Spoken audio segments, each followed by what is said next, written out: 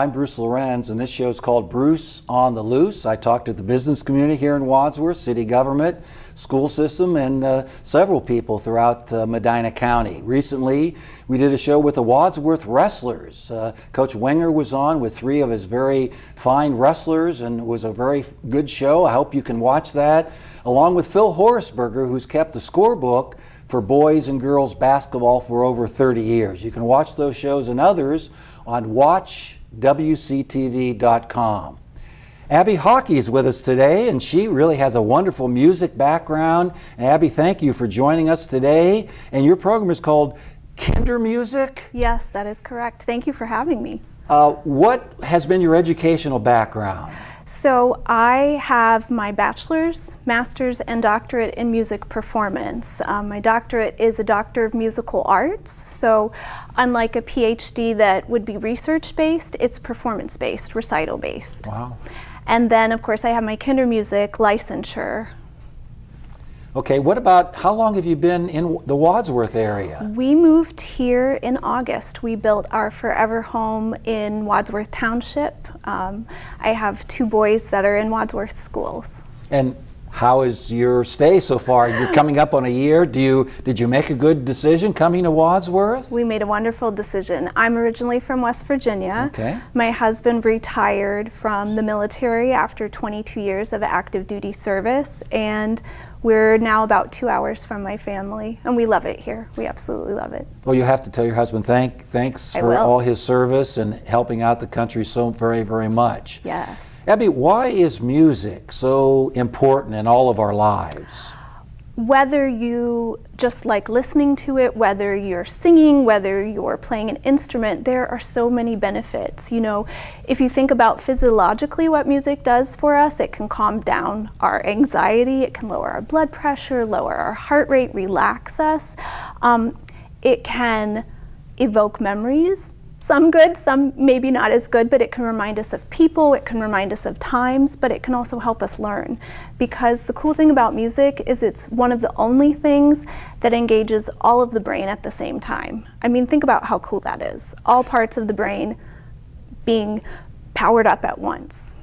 It was interesting you mentioned that. It was a good segue. NPR had a story about people in dementia units and assisted living, and they sometimes wouldn't even recognize their spouse of many years or their children, but there was a song would come on or someone would play, and they would go ahead and start singing the words to that song because, as you say, it brought back memory, and it was just remarkable. People couldn't believe they could do that. My grandmother unfortunately suffered from Alzheimer's, and towards the end of her life she didn't know us, but if a hymn came on or if my aunt or I would sing with her, she would sing along, right pitches, right words. I mean, and that was stored somewhere up there, you know? Yeah. It's incredible. Can you tell us a little about Kindermusik and your involvement in that program? Absolutely. So Kindermusik is an international curriculum.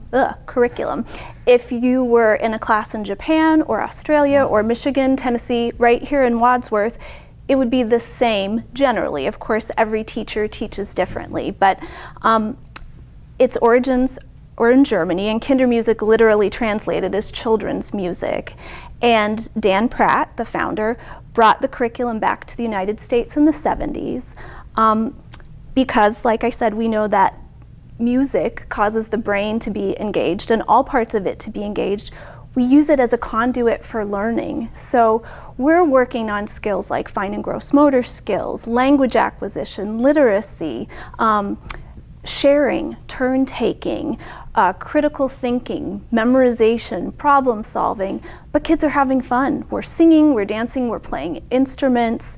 There's always some sort of literary component, whether it's poetry, story, chanting, and we're doing all of this in a community, which I think is really important, especially as we sort of are coming out of the pandemic.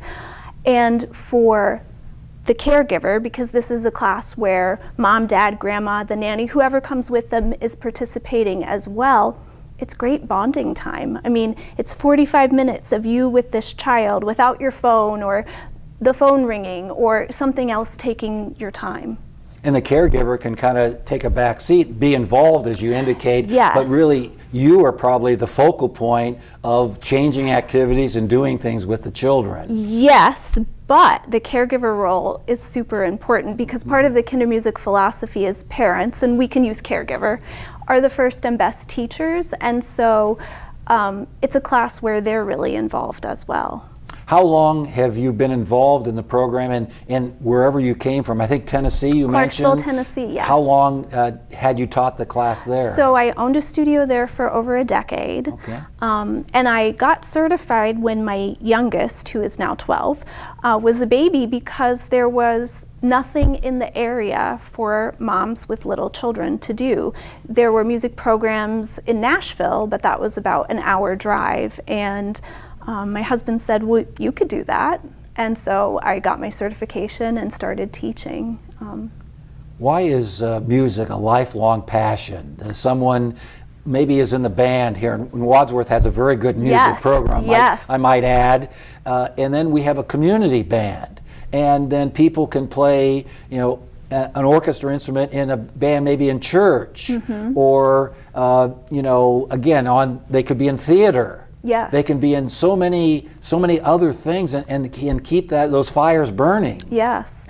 Well, there are all of those benefits of doing it, but then I also think there are benefits of doing it in community. And by benefits, I'm meaning all those wonderful Sure. things it does for the body and the brain.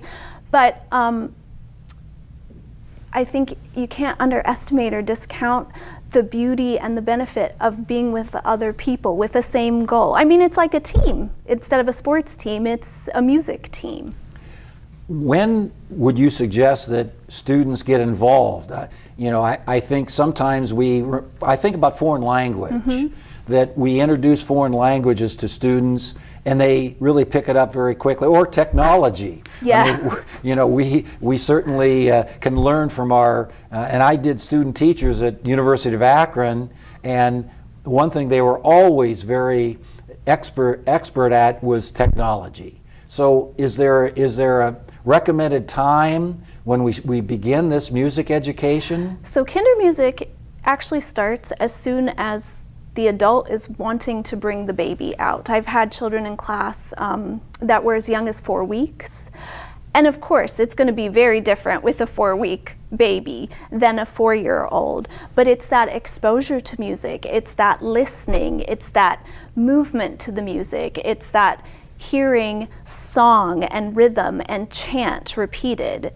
If you're thinking about private lessons, like maybe a child starting piano or violin, it really depends on the child. 6 to 7 is a good age. But the cool thing about Kindermusik is it sets the stage for that private lesson study, because by the time I get those 5 and 6-year-olds, we're talking about music theory and that steady beat that they've been tapping with their sticks. Now they're seeing what the notation of that rhythm looks like, and then they're translating the songs that we've been singing that they know by rote and by memory, because of course kids can often sing full songs before they're reading anything or even know what words and letters are. That all translates into studying the instrument or using your voice to sing. I would think that would be very challenging from the teacher's aspect, and we're talking now about students having IEPs, each student having their own path toward their education. If you're talking about a 4-week-old possibly to a 5-year-old, I would think there would be short snippets of instruction and then you go on to something else, so that, and I did some tutoring attention sometimes. Let's say it isn't like it used to be, that attention spans aren't as long as they used to be. So it's quite a challenge for you, the teacher, I would imagine. Yes, but Kindermusik is meant to be child-led and child-focused, and a typical class is about 45 minutes. There are anywhere from 12 to 14 activities. So it's fast-paced in that, if your child is just not into one activity, I tell parents, never worry, because we're going to go on to something else. And, we're not all the same. We don't all enjoy everything. So maybe something just didn't work for that child that day, but the next thing would. And everything is adaptable. So of course the way a 4-month-old or a 4-week-old or a 4-year-old are participating would be very different. And what would be the largest group that you like to work with? Would you say 8 or 10 is certainly? 10 is sort of the sweet spot. Any Okay, more than right. that, I feel like I don't get to give them much individual attention. And part of the class is building relationships and community. And of course, it's harder to do that with more children. Would you like to go ahead and start the class here in Wadsworth in the near future? Yes, so my plan is to open enrollment next week, and then I'll offer short classes, 4-week sessions in June and July.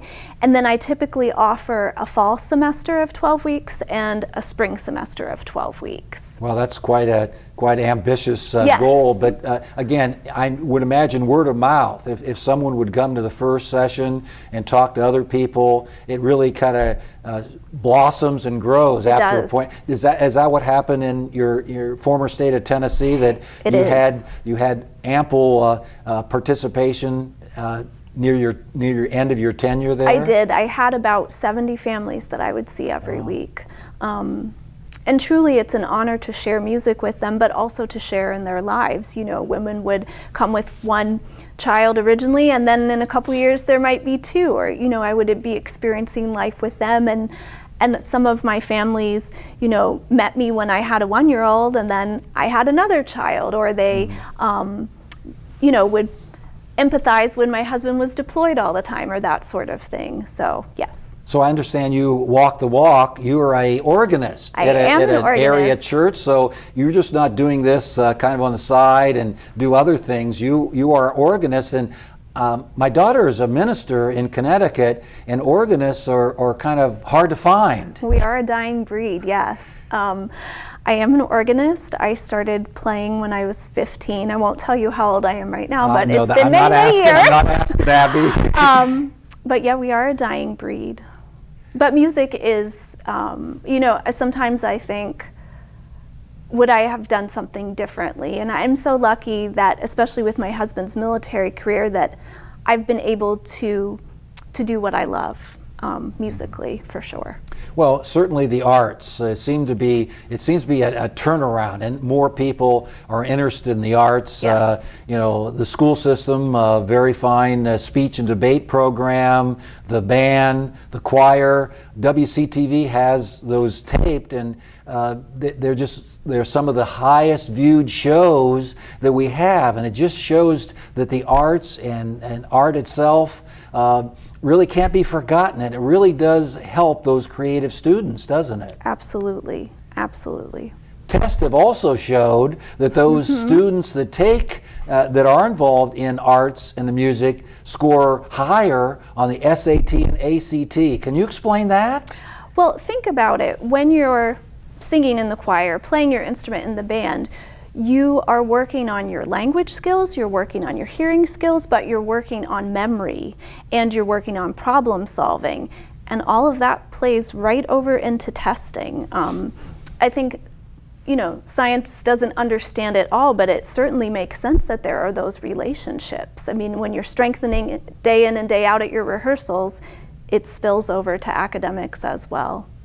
My eldest is an attorney, and she was a painting major at Syracuse. And when she applied to law school, some of the people in the administration where she applied kind of looked and said, "We don't get too many painting majors." And I kidded her. She is an artistic attorney. Okay. And she looks at things a little bit differently. And I think the art has helped her over the years look at cases and things differently, and it really enhances our daily lives, doesn't music and art and speech and those types of things? Absolutely, absolutely. What about a situation where the students involved, how can you tell that students are advancing and maybe they've come to a couple different classes? What signs do you look at that you know students are really enjoying it and progressing? So sometimes for children, this is like the first thing they've done. They're maybe not in a preschool program, and so they're like little spider monkeys clinging to their grown-up. So for me, it's a win when they're out of somebody's lap and participating. Of course, it's totally fine if being in a lap is where they feel safe and secure. Sometimes I will see kids who are, tapping on the sticks to the beat of their own drummer, and bit by bit they're matching the steady beat on my recording. Or they're sort of phonating instead of singing, just a sound like this, and then all of a sudden they're matching pitch and they're singing the words. So Kindermusik, though, I do want to be clear, is process-based. It's not performance-based. There's no recital at the end of it or, and at the end of this you should be able to do X, Y, Z. No, it's about the learning process. So I would imagine you get pretty attached to the students and really see that, especially as you say, you get smaller numbers, you get to know them pretty well, and you can see right away that they can't wait for class to begin, and it's a way for them to express themselves, and they're not told, no, we don't have time for that, or no, we can't go down that path. I mean, they're free, they're Yes. independent, and that really helps you and the class go further. Yes, there's a structure to every class, and I have a roadmap, but I'm sure like when you interview people, sometimes you take a side road, sometimes class takes a side road. And we lived in Tennessee, in the Fort Campbell, Kentucky, Clarksville area for 15 years. And the hardest goodbyes for me to say were to my families, because they did become like family to me. So I want people to know that too, that my heart is really in it. I love sharing music with children and their families, and my heart is really in it. I would imagine that you probably have much proponent. You're developing extracurriculars. Yes. That they really help us to see the true student, or see the maturity. Yes. Because again, like you say, you've mentioned community several times. Why is that such a positive development when they see the same students for 4 or even 12 weeks? They really can become friends with those students. They become friends, and often the parents become friends. And again, I was there as a new mom 12 years ago and feeling like, my life had changed in all of the best ways, but there wasn't a book that came with this new baby, or how do you meet other moms with children the same age. And so these classes do it for you, and it's really neat to see the organic relationships that form. And in my opinion, the whole pandemic showed us how important community is. I mean, a lot of us spend a lot of time being isolated, and you can't discount the beauty of being with other people in real time, in real space, and making music together.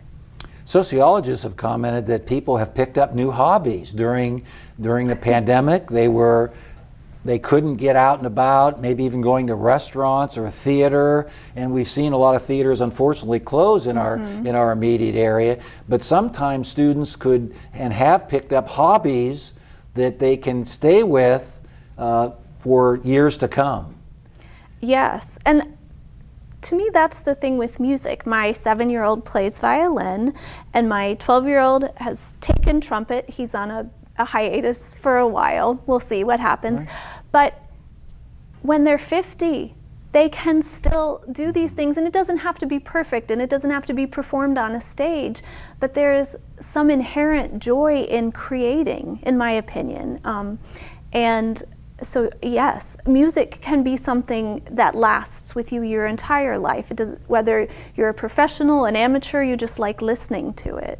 You mentioned about your 12-year-old taking a little time out, so it doesn't sound like you're twisting his arm to find another instrument or get back with his former instrument. The students have to make decisions on their own, and they have to feel good about it, don't they? They do. And I also know that I always wanted to practice. I just did. And my 7-year-old wants to practice. You can't force that love. And my 12-year-old is, he has other interests, and that's okay.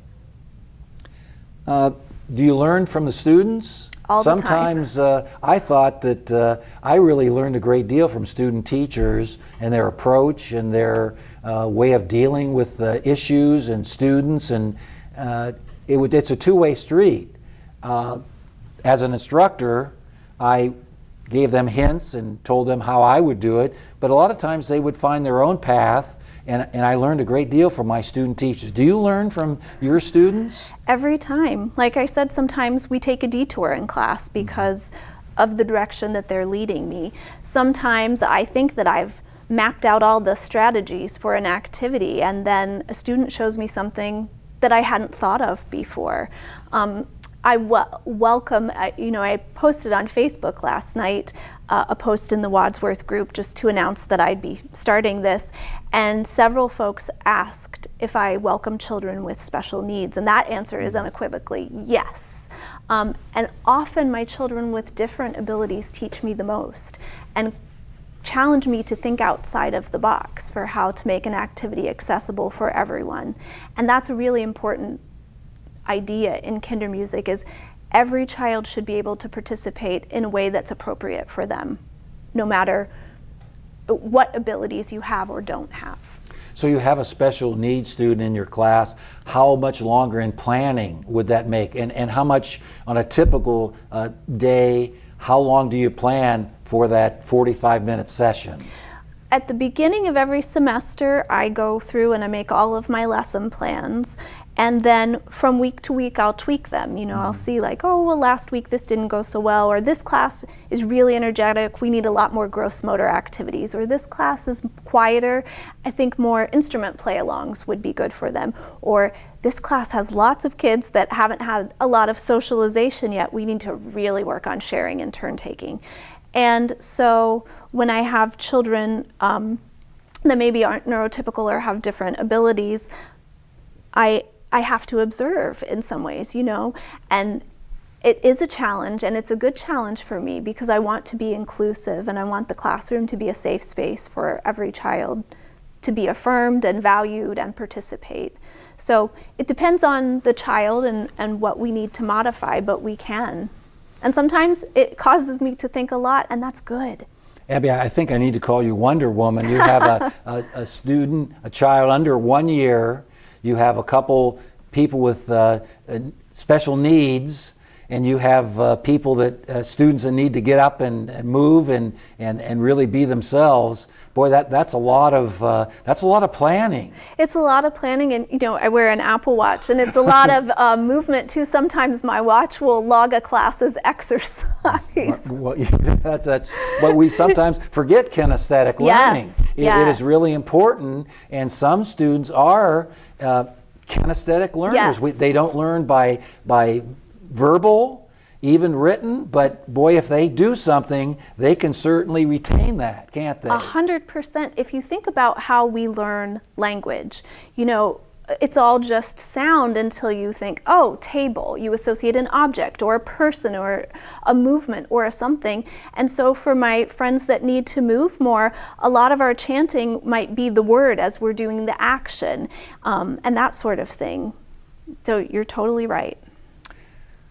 Are you looking forward to starting this class in Wadsworth? I am, very much. I stopped, teaching in Clarksville in May, and I haven't taught since May, and I miss it. Okay. I miss it desperately. At least you still have the organ to go ahead and play. And of course, with Lent coming up and so many extra programs and activities in the church, I'm sure you're keeping busy now. But when do you suppose you'd like to start the class? So the first week in June. Okay. I'm working on the schedule. I think I'll be teaching Mondays and Tuesdays, a 4-week session, and I'll get all of that online and ready to roll next week, but soon. So 4 weeks is really just a get acquainted with you and the program and how it can help, and I would think that would be really advantageous. It's after school is done. You're waiting till after school is done, and students can get involved in this, and really a lot of them have already shown interest in music anyway. Yes. So that makes it a little easier that that there's certainly some activity there, and they really appreciate the music opportunities they have. Yes, and I know parents are often looking for activities, and I feel like that 0 to 7 year age group is somewhat underserved, at least here in Wadsworth. I mean, you could travel to Akron or Medina, but you don't have to travel now. You can travel downtown. So you don't have a lot of competition here, do you think, right now? I don't know. Okay, you're right. Okay, wonderful. Well, Abby, Haake, I learned a great deal today on music education. I'm certainly a big proponent of that, and hopefully you'll have a good start here in Wadsworth.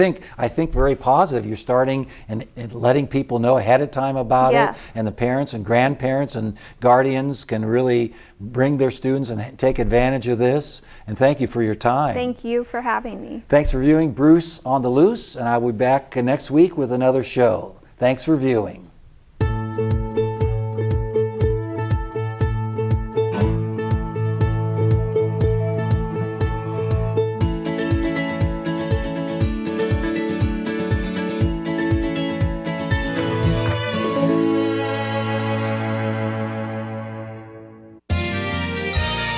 You are watching WCTV, Wadsworth Community Television.